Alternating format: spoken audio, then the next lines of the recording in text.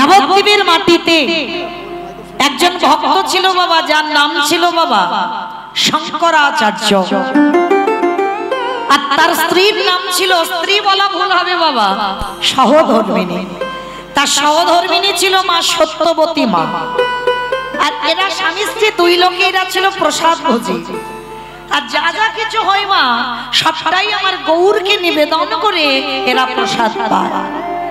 আজকে শঙ্করাচার্য গেছে নবদ্বীপে অলিতে গলিতে মা, একজনও কেউ ভিক্ষা দেয়নি যে সেই ভিক্ষার তন্ডুল নিয়ে আমার মহাপ্রভুর জন্য রন্ধন করে দেবে।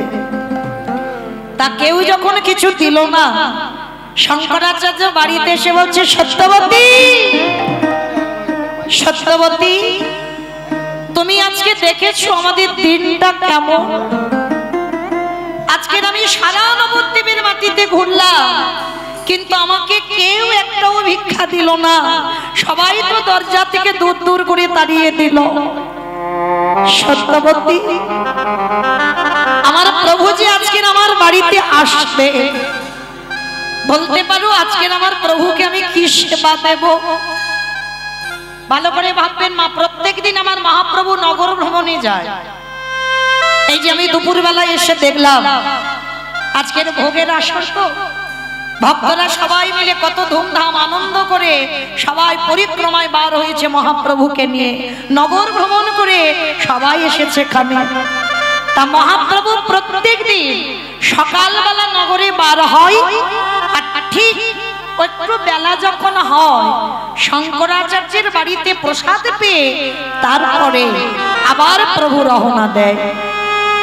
এটা প্রতিনিয়ত ছিল মা। তো আজকেরও শঙ্করাচার্য ভিক্ষায় গেছে, প্রভুর জন্য রান্না করে দেবে মা, কিচ্ছু পাইনি। বাড়িতে ফিরে সত্যবতী মার কাছে কান্নাকাটি বাঁধিয়ে দিয়েছে। সত্যবতী, তুমি ভেবে দেখেছো আমি তো কিচ্ছু পেলাম না, তাহলে গৌর সেবা দেব কি দিয়ে? স্বামী, তুমি ভেবো না, তুমি চিন্তা করো না, এখনো তো তোমার সত্যবতী মা বেঁচে আছে। লোকে দাঁড়ে দাঁড়িয়ে পেলে না তো কি হয়েছে?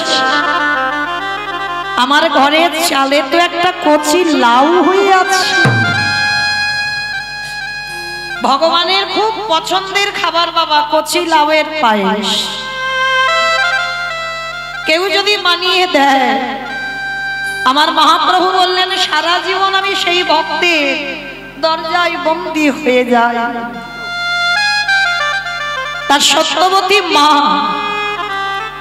স্বামীকে বলছে, তুমি ততক্ষণে স্নানে যাও, আর আমি কচি লাউটাকে পেড়ে কচি লাউটাকে দিয়ে একটু পায়েস বানিয়ে রেখে দিই, আর ততক্ষণে নিমাই এসে প্রসাদ পাবে। সত্যবতী মা লাউটাকে পেড়েছে মা, আর লাউটাকে পেড়ে ধারালো চকচকে অস্ত্র নিয়েছে। লাউটা তো টুকরো টুকরো করে বানাতে হবে, তারপরে তো কচি লাউয়ের পায়েস হবে। আর এই সত্যবতীর মা একটা ছোট্ট সন্তান ছিল, সবে হামাগুড়ি দেয়, কথা বলতে জানে না, যার নাম ছিল মা গোপাল। ছেলের নাম রেখেছিল গোপাল, কেন জানো? যাতে কোনোদিন আমার ভগবানের নাম ভুলে না যায়। অনেক অনেক মানুষ আছে বাবা, আমরা ভগবানের নাম সারাদিনে মনেই করি না, সারাদিনে কর্মের মধ্যে চাপে আমরা ভুলে যাই ভগবানের কথা। যার জন্য অনেক অনেক ভক্তরা ছেলে মেয়েদের নাম ভগবানের নাম অনুসারে রাখে। কেন? যাতে বাবা সন্তানের নাম উচ্চারণ করলে আমার ভগবানের নাম উচ্চারণ হয়ে যাবে। যেমন ভাগবতে বাবা অজামিল রেখেছিল, 10টা ছেলের মধ্যে ছোট ছেলেটার নাম রেখেছিল নারায়ণ। খেতে নারায়ণ, বসতে নারায়ণ, উঠতে নারায়ণ। এই অজামিল ডাকাতি করে, চুরি করে, মানুষ খুনও করে। তাহলে যে মানুষ খুন করে মা, তাকে কি কোনোদিন আর স্বর্গ লাভ হয়? তাকে তো নরক যন্ত্রণা পেতে হবে। তা সেই অজামিল মানুষ খুন করেও ওই ছোট ছেলেটার নাম উচ্চারণ করতে করতে শেষের দিনে বাবা অজামিল চলে গেল বৈকুণ্ঠে। তাই সবার কাছে নিবেদন, যত সিনেমা দেখো না কেন, যত সিরিয়াল দেখো না কেন, সন্তানের এমন নাম রাখতে হবে নাম উচ্চারণ করে তুমি ভব নদী পার হয়ে যাবে। রেখেছিল বাবা, ছেলেটার নাম গোপাল, আর মা সত্যবতী মা অস্ত্রটা নিয়েছে ভোরের বেলা। আর দেখবেন বাবা, বেশিরভাগ আমরা মা তো আমরা ভালো বুঝি, সন্তানদের ঘুমটা বাবা ভোর ভোরে একটু ভেঙে যায়। আর যখন ভোরের বেলা ভেঙে যায় আর ছেলেকে কোলের কাছে নিয়ে যদি আবার একটু স্তনদুগ্ধ দেওয়া যায়, আবার ছেলে কোলের কাছে ঘুমিয়ে পড়ে। তার সত্যবতী ভোরের বেলা লাউটাকে বানাবে বলে বসেছে, আর সেই সময় ওই গোপালের ঘুমটা ভেঙে গেছে। হামাগুড়ি দিতে দিতে আজকে সত্যবতী মার কোলে বসে স্তনদুগ্ধ পান করতে করতে মার কোলে কখন ছেলেটা ঘুমিয়ে পড়েছে। আর ঠিক ভোরের বেলা মহাপ্রভু আমার হরিনাম করতে করতে আসছে। ভজ শ্রীকৃষ্ণ কহ শ্রীকৃষ্ণ লাহ শ্রীকৃষ্ণে নাম রে। ভজ শ্রীকৃষ্ণ কহ শ্রীকৃষ্ণ লাহ শ্রীকৃষ্ণের নাম রে। ভক্তরা সবাই চিৎকার করে উঠেছে, প্রভু আমরা বলবো না, কেউ বলবো না। বলে কেন বলবে না? কেন মানে ওই নাম আমরা বলবো না, উচ্চারণও করবো না, যদি দরকার হয় তো তুমি গাও। তা মহাপ্রভু বলছে কেন তোমরা বলবে না? কেন তোমরা কি নাম গাইবে? বলে কেন প্রভু, ওটা তুমি বলবে আর আমরা কি বলবো গো? কিংবা মাইরা সবাই একবার হাত দুটো তোলো তো দেখি। আমরা কলির মানুষ, আমরা যে নাম গাইব সে নামটা সবাই একসঙ্গে বলবো, কেমন? ভজ গৌরাঙ্গ কহ গৌরাঙ্গ লাহ গৌরাঙ্গে নাম রে। ভজ গৌরাঙ্গ কহ গৌরাঙ্গ লাহ গৌরাঙ্গের নাম রে। যে জনা গৌরাঙ্গ ভজে সে হয় আমার প্রাণ রে। যে জন গৌরাঙ্গ ভজে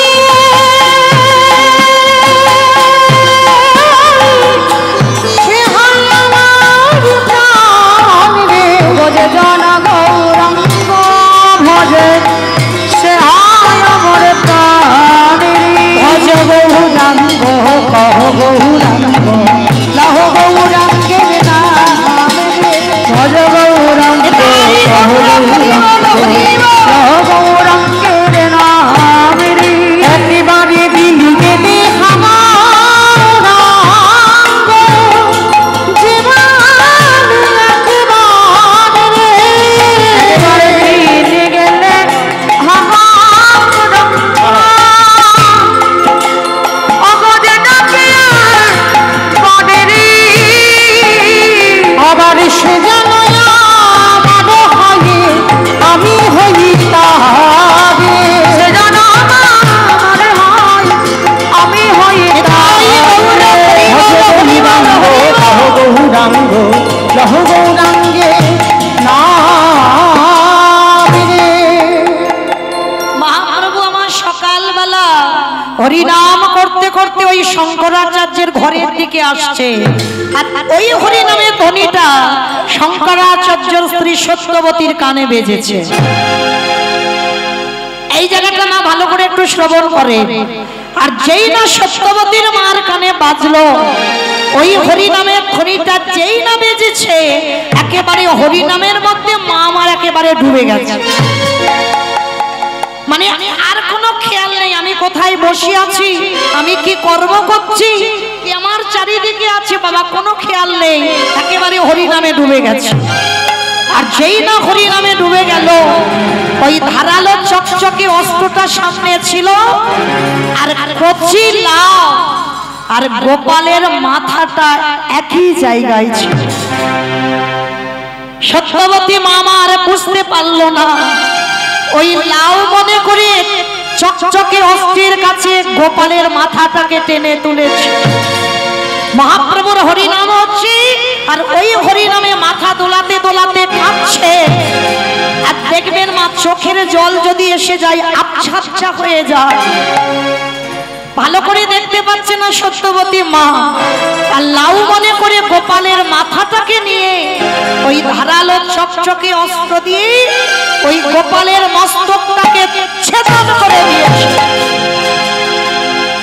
সত্যবতী মা কিছু বুঝতে পারল না, কিছু জানতে পারল না।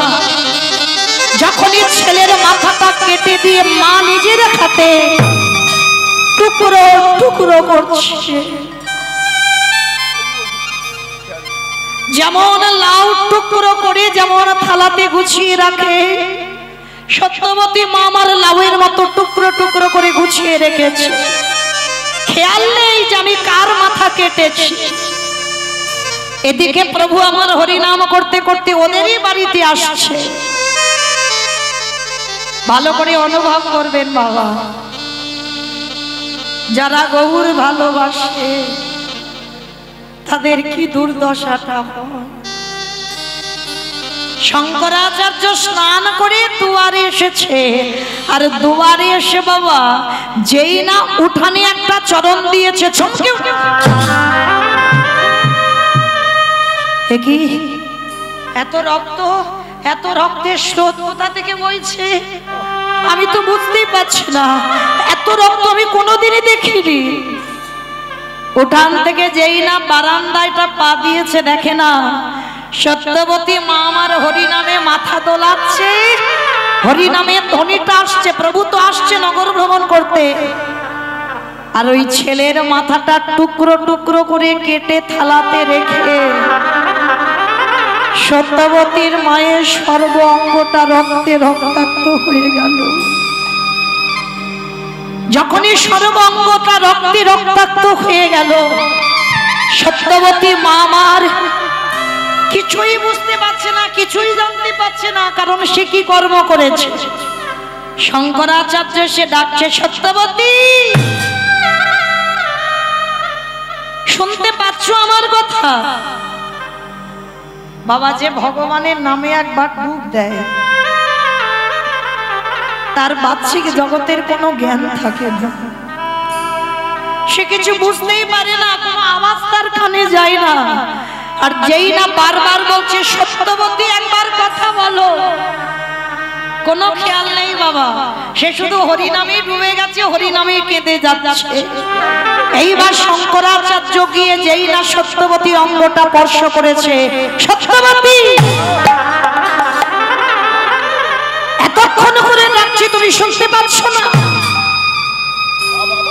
যেই না স্বামী ডেকেছে চমকে উঠেছে, স্বামী তুমি আমায় ডাকছিলে, কি হয়েছে তোমার? দেখো তুমি কি করেছো। সত্যবতী নিজের দিকে তাকিয়ে দেখলো মা, ততক্ষণে নিজ পুত্রকে টুকরো টুকরো করে কেটে থালাতে রেখে দিল, আর ছেলের দেহটা সত্যবতী মার কোলের উপরে আছে। চিৎকার করে ডাক দিল, গৌর হরি, গৌরী হে।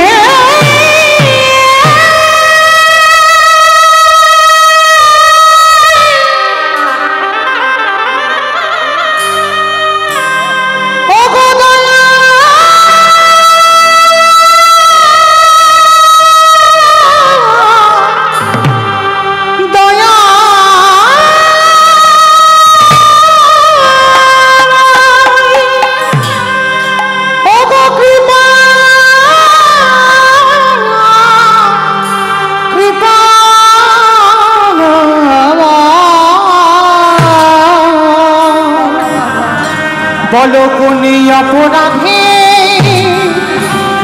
আমায় পুত্র হারা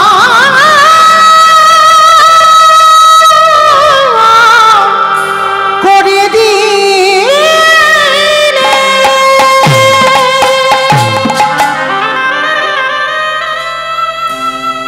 আমি বুঝতে পারিনি গৌরহরি, তোমায় ভালোবাসলে তার শেষ পরিণতিটা এমন হবে। আমি যদি বুঝতে পারতাম তোমার নাম আমি কোনোদিন ভালোবাসতাম না, আমি যদি জানতে পারতাম তোমার নাম আমি কোনোদিন উচ্চারণ করতাম না। শঙ্করাচার্য যেই না দেখছে সত্যবতী মা পাগলিনীর মতো কাঁদছে, মানে অবলা ছেলে এখনো কথা বলতে পারে না, নিজের হাতে মা টুকরো করে কেটেছে। আর ওদিকে গৌর হরি বাড়িতে আসছে, শঙ্করাচার্য সত্যবতীর মুখটা চেপে ধরে বলছে, চুপ করো, চুপ করো, কেঁদো না, কেঁদো না সত্যবতী, কেঁদো না। কেন ভুলে যাচ্ছ? আজ আমি তোমাকে একটা সত্য কথা বলে রাখি, সত্য বলবো। আমার ছেলেটা মরে গেছে, আমার ছেলের এই মৃত্যু শোক আমি সইতে পারবো, কিন্তু আমার বাড়িতে যে আজকের আমার গৌর হরি আসবে না, আমার বাড়িতে যে একটা দিন হরিনাম বন্ধ হবে, এইটা আমি সহ্য করতে পারবো না। কেমন ভক্ত দেখেছো, ছেলে মরে গেছে সহ্য করতে পারবে, কিন্তু একদিন বাড়িতে হরিনাম হবে না, এইটা সহ্য করতে পারবে না। কিন্তু মাহাতো বাবা ধৈর্য ধরতে পারে, বাবার মনের কষ্টটা সবার কাছে বলতে পারে না, কিন্তু মা বলতে পেরে যায়। সত্যবতী মা এত কাঁদছে, শঙ্করাচার্য মুখটা বেঁধে দিয়েছে যাতে আওয়াজ না বেরোয়, আর ছেলের টুকরো করা দেহটা পুটলিতে করে বেঁধে ঘরের মধ্যে রেখে দিয়েছে, যাতে আমার গৌর হরির কাছে চলে না আসে। সত্যবতী মায়ের হাতে পায়ে দড়ি বেঁধে দিয়েছে,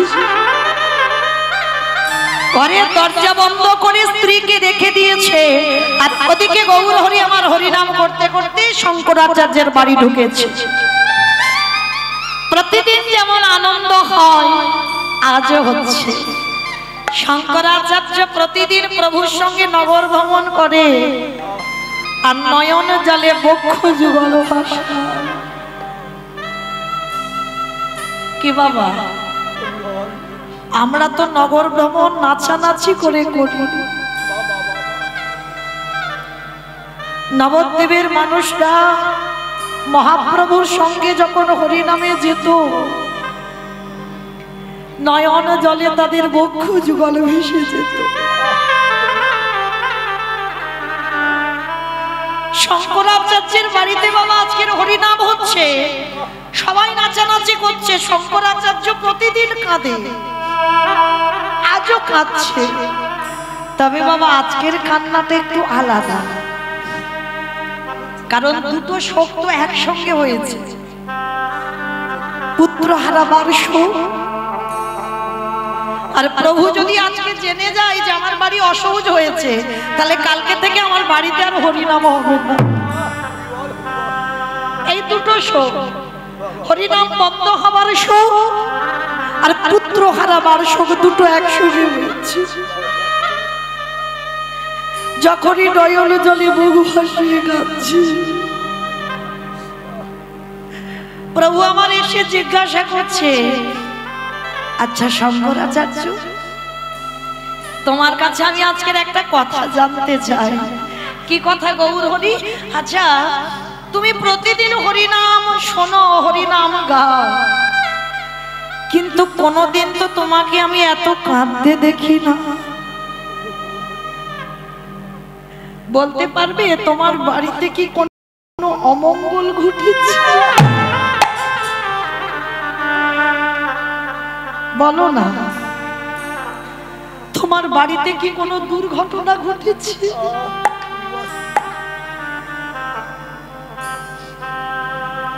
শঙ্করাচার্য করজোর করে বললেন, গৌর হরি, যার বাড়িতে আমার মঙ্গলময় হরি দাঁড়ায়, তার বাড়িতে কি কোনোদিন অমঙ্গল ঘটতে পারে? ঘটেনি প্রভু, আমার ঘরে কিচ্ছু হয়নি, তুমি হরিনাম করো। কিন্তু শঙ্করাচার্য, আমি প্রতিদিন কীর্তন গাই, কীর্তনে আমার কোনোদিন কণ্ঠরোধ হয়ে যায় না। প্রতিদিন কীর্তন গাই, কোনোদিন আমার বনফুলের মালা গলা থেকে ছিঁড়ে যায় না। প্রতিদিন কীর্তন গাই, আমার কীর্তনে কোনোদিন তাল ভঙ্গ হয় না। কেন জানি না মনে হচ্ছে তোমার বাড়িতে কোনো দুর্ঘটনা ঘটেছে। না না গৌর হরি, কিচ্ছু ঘটেনি আমার বাড়ি। আর এদিকে সত্যবতী মা দরজা বন্ধ করা, হাতে পায়ে দড়ি বাঁধা, শুধু মনে মনে আকুল প্রাণে কাঁদে আর বলে গৌর হরি গৌরী হে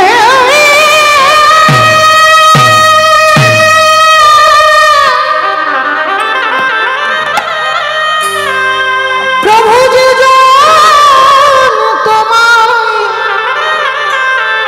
ভালো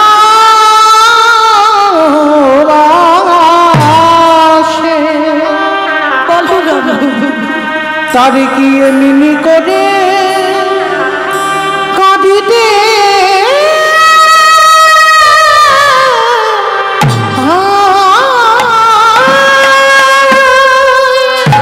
চমকে উঠেছে মহাপ্রভুর যেই না চরণের চোখের জলটা একটা একটা করে পড়ছে কে কেমন ভক্ত যার চোখের জল আমার চরণ দুটো ভাসিয়ে দিচ্ছে। আচ্ছা শঙ্করাচার্য, আমি সবাইকে দেখছি, আমি সত্যবতী মাকে তো দেখতে পাচ্ছি না।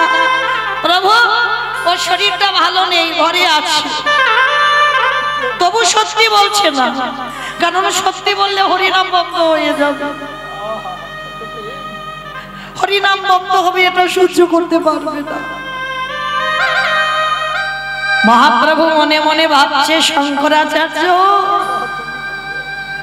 পৃথিবীতে সবাই মিথ্যাবাদী, কিন্তু তুমি মিথ্যা বলবে এটা আমি ভাবি না। কি বাবা, যারা বসে আছেন, যারা দাঁড়িয়ে আছেন, আমি কীর্তনী, আমার সম্প্রদায় সবাই মিথ্যাবাদী, কেউ সত্যিবাদী এখানে নয়। আমরা তো প্রত্যেকে বলেছিলাম ঠাকুর জগতে গিয়ে আমরা কৃষ্ণ দাস হব, হয়ে গেলাম আমরা সবাই মায়া মোহের দাস। ছেলে আমার, মেয়ে আমার, জায়গা আমার, জমি আমার, বিষয় আমার, সব আমার। সারাদিনের মধ্যে আমরা যে কৃষ্ণ দাস সেটাই আমরা ভুলে যাই। তাই এবার প্রভু বলছে কই দেখি তো একবার গিয়ে। না প্রভু, ঘরে কিচ্ছু নেই, তুমি যেও না। শঙ্করাচার্য, কোনোদিন তো তুমি আমার কাজে বাধা দাও না, তবে আজকে দিচ্ছ কেন? জোর করে প্রভু আমার ঘরের দরজাটা খুলেছে, আর যেই না দরজাটা খুললো সত্যবতী মা গৌর চরণে একেবারে আছাড় দিয়ে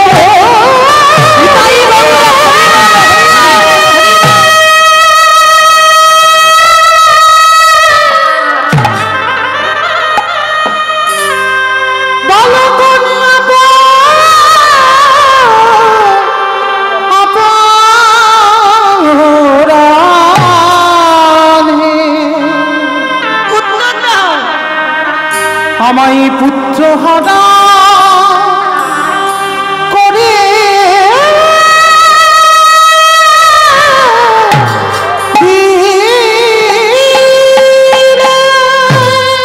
আমি তো কোনোদিন তোমার কাছে বলিনি আমার সংসার দাও, কোনোদিন বলিনি আমার পুত্র দাও, কোনোদিন বলিনি আমার পরিজন শোনা।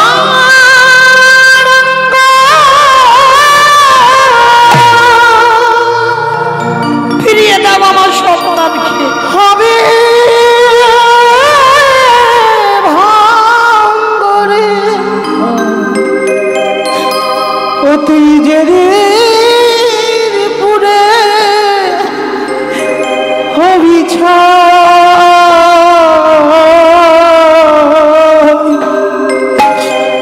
যাবি উড়ে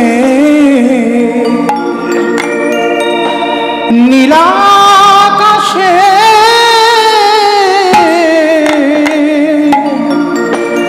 কইলারি ধোয়া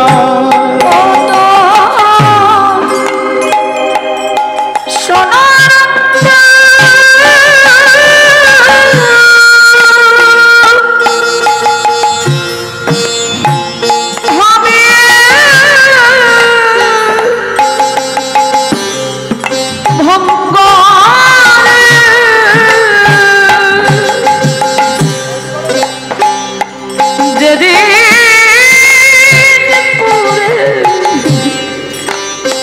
হবি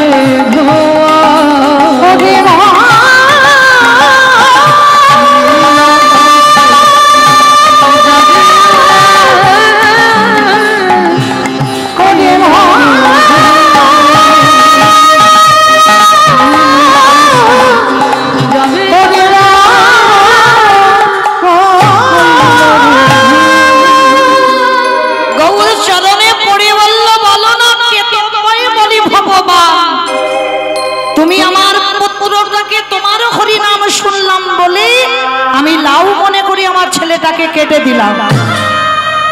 গৌর হরি, আজকে থেকে তোমায় কেউ ভগবান বলবে না, কেউ তোমায় ভালোবাসবে না। যখনই কাঁদছে সত্যবতী মা, প্রভু আমার বলছে দাঁড়াও, কান্নাকাটি করো না, আমি দেখছি তোমার ছেলে কোথায় গেছে। পরশমণির পরশে লোহা সোনা হয় মা। এই পরশমণি পাথর লোহাতে ঠেকালেই লোহা সোনা হয়ে যায়, খুব মূল্যবান। কিন্তু বাবা পরশমণির থেকে আরো মূল্যবান, সেটা হলো আমার গৌর চরণ। ওই পরশমণির যে একবার সম্মান পেয়েছে, তার কোনো জ্বালা থাকে না। এই বলতে গিয়ে মনে পড়ে গেল বাবা, মানকর স্টেশন আমি কীর্তনে গিয়েছিলাম বাবা। প্রতি বছর সেই জীবনের বাড়িতে আজও কীর্তন হয়। সেই মানকর স্টেশনে অনেকে নাম শুনেছেন, জায়গাটার নাম মানকর। এই মানকরে একজন ভক্ত ছিল যার নাম ছিল জীবন। এই জীবন তার 5টা মেয়ে ছিল জানো, আর এই 5টা মেয়ের এত অভাবের সংসার, বিয়ে দিতে পারছিল না। এখনকার দিনে তো সমাজ নয় বাবা যে জামাই খুঁজতে লাগবে না, কিন্তু তখনকার দিনে একটা জামাই খুঁজতে গেলে বাবার কত ছাতা জুতো ছেড়ে যেত। তা 5টা মেয়েকে বিয়ে দেবে কি করে? আর এই কথা ভেবে ওই যে বাবা বিশ্বনাথের কাছে গিয়ে, কাশীধামে বিশ্বনাথের কাছে গিয়ে জীবন খত দিয়েছিল। বাবা খত মানে বোঝো তো, মানে 1 সপ্তাহ অনাহারি অনিদ্রায়, মানে একেবারে ষষ্ঠাঙ্গে দণ্ডবদ্ধ হয়ে পড়েছিল 1 সপ্তাহ। আর বাবা প্রকট হয়ে, বিশ্বনাথ প্রকট হয়ে বলেছিল, জীবন চলে যাও, তোমার ভক্তিতে আমি সন্তুষ্ট, তোমার মেয়েদের বিয়ের ব্যবস্থা করে দেব, তবে আমি দিতে পারবো না। তুমি চলে যাও বৃন্দাবনে, আর বৃন্দাবনে গিয়ে দেখবে মদন মোহনের মন্দির। যারা গেছেন বাবা দেখেছেন, বৃন্দাবনে মদন মোহনের মন্দির যমুনার পাশে, আর তার পিছনেই আছে বাবা দ্বাদশ টিলা। আজকে এই মদন মোহনের পাশেই দেখবেন একটা ছোট্ট কুড়ে ঘর, যেটা হলো সনাতন গোস্বামীর ভজন কুটির। আর মদন মোহনের পাশেই সনাতন গোস্বামীকে সমাধি করা হয়েছে। যারা যে গেছেন বা যাবেন পরবর্তীতে দেখে আসবেন। তা এই সনাতনের যে ভজন জায়গাটা দেখবেন একেবারে ছোট জায়গা। হরি বল, আমাদের অট্টালিকাতে ভজন হয় না, ভালো ভালো দামি আসবাবপত্র রাখবার জায়গা আছে, কিন্তু ভগবান রাখবার জায়গা নেই।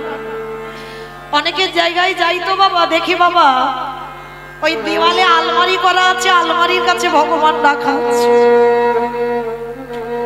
বড় বিল্ডিং তৈরি করেছে, কিন্তু ভগবানের রাখবার জায়গা হয় না। তার সনাতন গোস্বামীর ছোট্ট একটা কুড়ে ঘর, মাথা নিচু করে ঢুকবে, ছোট্ট একটা জায়গা, ওইখানে ভজন করত।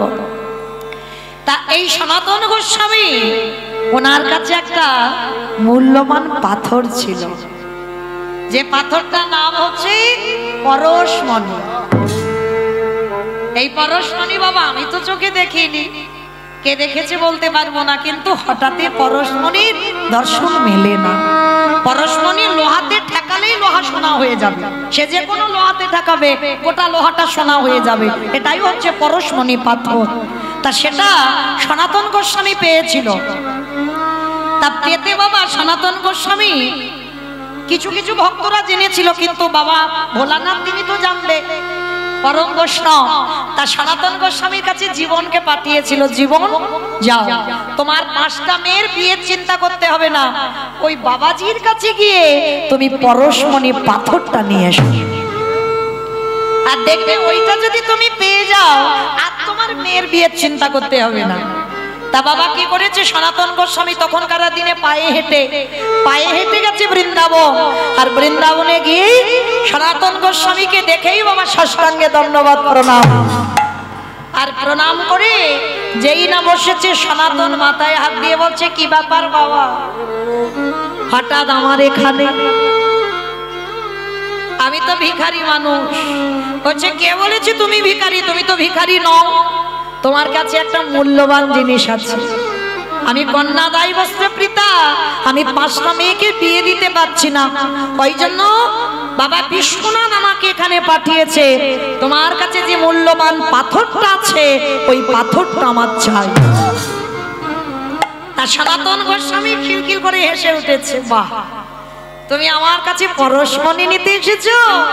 কিন্তু শোনো ভাই, পরশমণি তো আমার কাছে নেই। পরশমণিটা আমি ওই যে ছোট্ট একটা ডোবা দেখছো, ওই ডোবার জলেতে ফেলে দিয়েছি। পরশমণি পাথর বাবাজি ফেলে দিয়েছো? বলে হ্যাঁ, আমার কোনো কাজে লাগবে না, ওই জন্য আমি ওই জলে ফেলে দিয়েছি। যাও তুমি গিয়ে ওইখানে ডুব দাও, আর ডুব দিলেই দেখবে পরশমণিটা হাতে পেয়ে যাবে। জীবনের মনে আনন্দ, আর আনন্দে নাচতে নাচতে বাবা মানে পরশমণি পেয়েছে, আমার আর কোনো অভাব থাকবে না, কোনো টাকা পয়সা, আমার মেয়ের বিয়ে থা সব হয়ে যাবে। তার যেই না ডুব দিয়েছে, আর ডোবাতে ডুব দিয়ে বাবা পরশমণি মূল্যবান পাথরটা পেয়ে গেছে। আর পাথরটা পেয়ে মনে খুব আনন্দ, সনাতন গোস্বামীর কাছে গিয়ে বলছে, বাবাজি বাবাজি তাহলে আমি আসি? এসো বাবা এসো, পরশমণি পেয়েছো তো? পেয়েছি, এসো। পরশমণিটা নিয়ে ছুটতে ছুটতে আবার ওই মানকর যেখানে বাড়ি আবার ফিরে আসছে। অনেকটা দূর চলে এসেছে, আর অনেকটা দূর চলে আসার পর হঠাৎ রাস্তার মাঝখানে জীবন কি করেছে, দাঁড়িয়ে গেছে। ছুটতে ছুটতে যাচ্ছিল, দাঁড়িয়ে গেছে।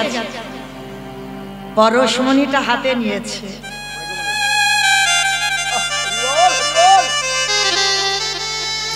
চেতনা সবার তো হয় না বাবা, হয় অনেকের দেরিতে হয়, অনেকের তাড়াতাড়ি হয়। পরশমণিটা হাতে নিয়ে মনে মনে ভাবলো, আচ্ছা এই পাথরের তো এত দাম, এত মূল্য, কত ভিখারি মানুষ, একটা কুড়ে ঘর, খড়ের ছাউনি, আবার নিচু হয়ে ঢুকতে হবে, একা থাকার মতো জায়গা, তাহলে অত গরিব মানুষ এই মূল্যবান পাথরটা যদি ওনার কাছে রাখতো তো কত কাজে লাগতো। তাহলে এই মূল্যবান পাথরটা ওই পুকুরে ফেলে দিয়ে রেখেছে। তার মানে আমার মনে হয় এই পরশমণির থেকে ওনার কাছে আরো মূল্যবান জিনিস আছে, যেটা সন্ধান আমি জানি না, যে সন্ধান উনি পেয়েছে। তাহলে তোমায় দেখতে হয় এই পরশমণির থেকে কি এমন মূল্যবান জিনিস যেটা ওনার কাছে আছে। পরশমণি পাথরটা বুকে নিয়ে ছুটতে ছুটতে গেছে, গিয়ে সনাতন গোস্বামীর কাছে গিয়ে বলছে, বাবাজি বাবাজি একে বাবা, তুমি তো এক্ষুনি গেলে, আবার চলে এলে, তোমার তো পরশমণি পাথর দিয়ে দিয়েছি।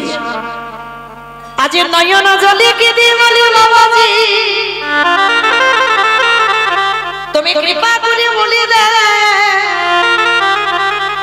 যার এত মূল্য, যার এত দাম, তাকে তুমি ওই পুকুরে ফেলে রেখেছো, তাহলে একেবারে কৃপা করে বলে দাও, এই পরশমণির থেকে তোমার কাছে কি এমন মূল্যবান ধন আছে, যে ধন তুমি আঁকড়ে রেখে এই পরশমণি পুকুরে ফেলে দিয়েছো।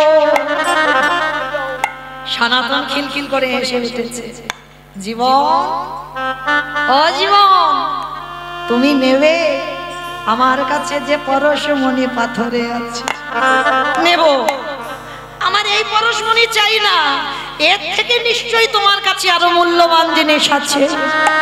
জীবনে যাই না নয়ন জলে বুবু ভাসিয়ে কাঁদল, সনাতন জীবনের মাথায় হাত রেখে বলল, জীবন এই পরশমণি পাথর লোহাতে ঠেকালে লোহা সোনা হয়, তাতে কি হবে? বাহ্যিক জগতে তুমি সুখ পাবে, কিন্তু আমার কাছে যে পরশমণি আছে, এই পরশমণির যদি একবার সন্ধান পেয়ে যাও, তার শুধু বাহ্যিক জগতের কোন সুখ নয়,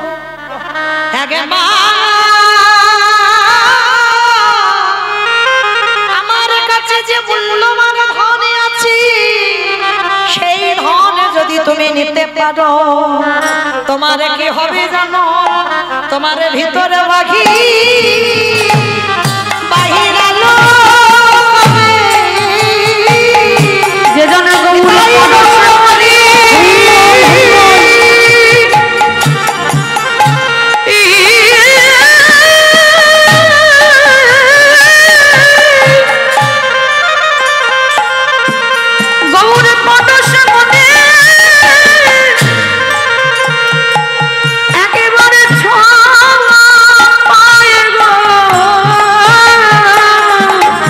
তার ভিতর বাহির আলো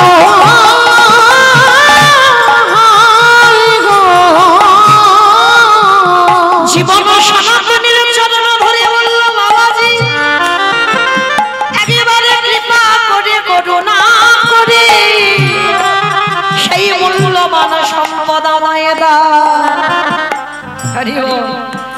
সনাতন জীবনকে বুকে ধরে বলল জীবনে রে,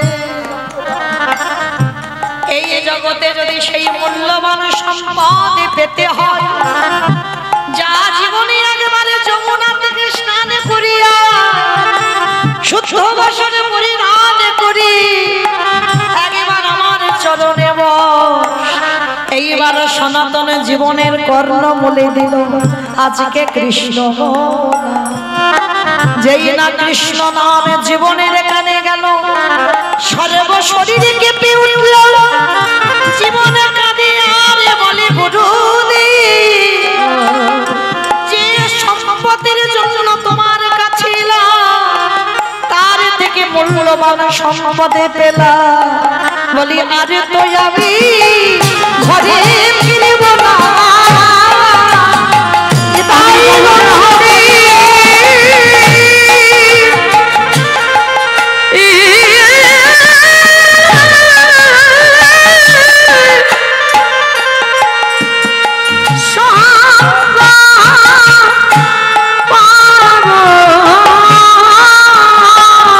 বলে আরে তো আমি ঘরে ফিরিব না।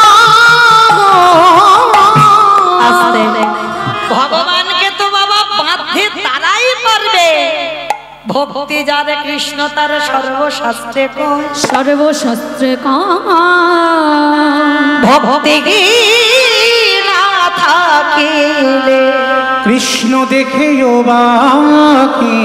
বা হয়ে সেই দিন থেকে জীবন আর মান করে ফিরল না বাবা। সে 5টা মেয়ের বিয়ের কথা ভুলে গেল, সে পরশমণি মূল্যবান পাথর ফেলে দিল, আর সনাতনের চরণ আশ্রয় করে যতদিন জীবন বেঁচে ছিল ততদিন বৃন্দাবনে সনাতন গোস্বামী চরণ সেবা করল।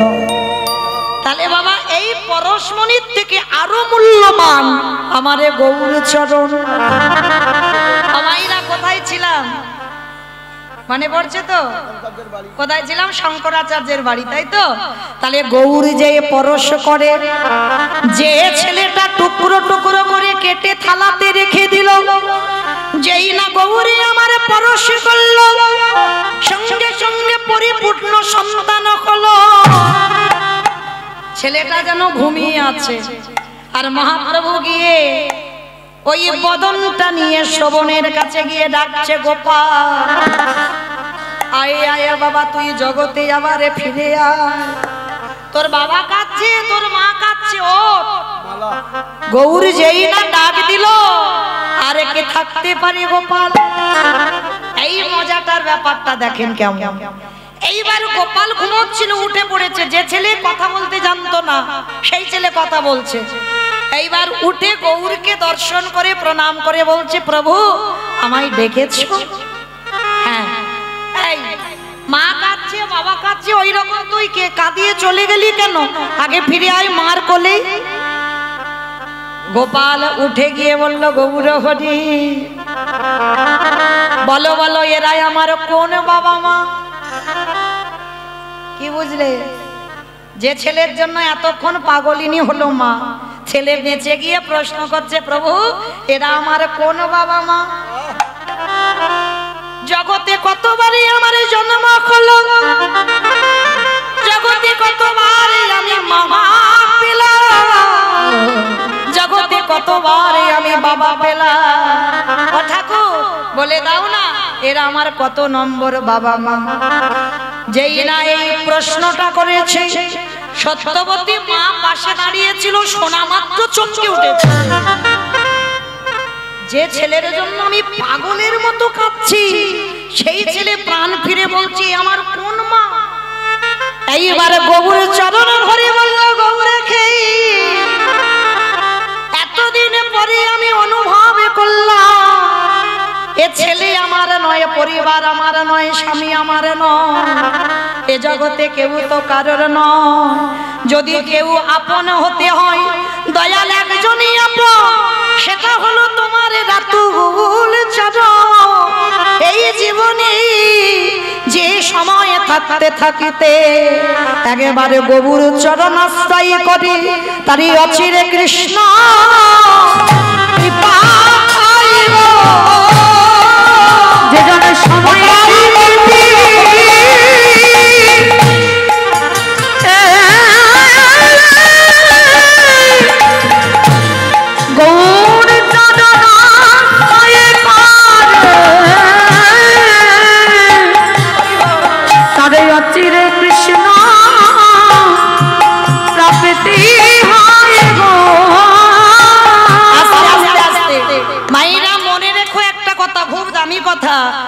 সময় থাকতে থাকতে গৌর চরণ ধরতে হবে, অসময় হবে না। এই সময় থাকতে থাকতে এই বলতে গিয়ে মা একটা কথা মনে পড়ে গেল জানো, এই জগন্নাথ ধাম পুরী ধামে যারা গেছেন অবশ্যই অনেক ভক্তরা আমরা গেছি, কারণ জগন্নাথ দেখতে যদি নাও যাই বাবা অন্তত পুরীর ঢেউটা খেতে অনেকে যায়, তাই না? ভুল বললাম মা? 4 দিন ওখানে থাকবে, 4 দিন ঢেউ খাবে, কিন্তু 4 দিন জগন্নাথ দেখবে না। কেউ বলতে পারবে এখানে যে আমি 4 দিন যেমন স্নান করেছি 4টে দিন আমি জগন্নাথকে দেখেছি? বলতে পারবে না। জোর 1 দিন দেখেছে বা 2 দিন দেখেছে, কিন্তু 4 দিন স্নানটা কিন্তু করেছে। তাহলে ভালো করে ভাবেন মা, একটা কথা মনে পড়ে গেল, খুব মনোযোগ দিয়ে শুনবে।